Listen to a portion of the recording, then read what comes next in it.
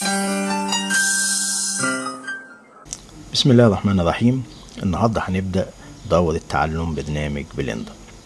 برنامج بلندر برنامج بيستخدم في إنشاء النماذج والأفلام ثلاثية الأبعاد، كمان بيستخدم في الخدع السينمائية وألعاب الفيديو والطباعة ثلاثية الأبعاد. طيب ليه بلندر؟ ليه مش مايا ولا 3D ستوديو ماكس ولا سينما 4D؟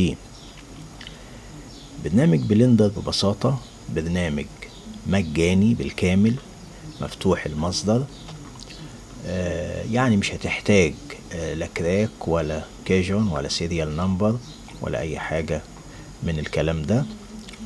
كمان البرنامج بيعمل على جميع المنصات، بيشتغل على اللينكس والويندوز والماك. حجمه صغير جدا بالمقارنة بالبرامج الاخرى، حجمه في النسخة الاخيرة اقل من 200 ميجا، النسخة الاخيرة اللي هي 2.83. خفيف على الجهاز. برنامج بلندر فيه نظام قوي لمحاكاة السوائل والدخان، بالإضافة للنمذجة والإكساء والتحريك. كمان فيه محرر فيديو ومحرك ألعاب، كان موجود في لغاية النسخة 2.79، ولكن في ابتداء من النسخة 2.8 تم إلغاء محرك الألعاب.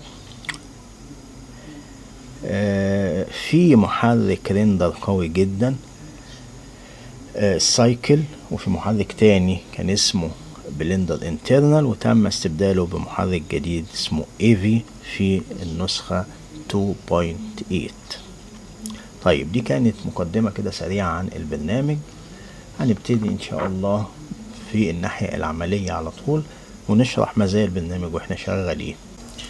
طيب خلينا قبل ما نبدأ نقول ان برنامج بلندر اتطور تطور مذهل في السنة الأخيرة دي.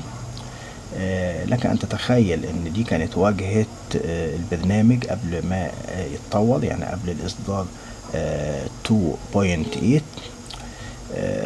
بعد كده أو ابتداء من الإصدار 2.8 أصبحت الواجهة منظمة بشكل جيد جدا وسهلة الاستخدام، وهي واجهة حديثة وأنيقة.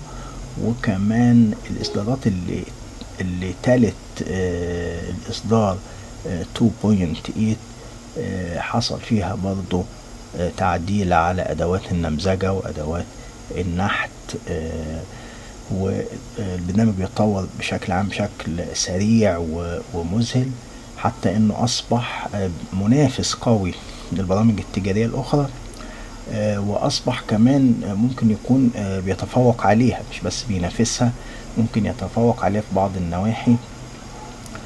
فهنشوف ده من خلال الممارسة عمليا، وان شاء الله تعجبكم الدورة وبإذن الله نكملها على خير. شكرا، السلام عليكم.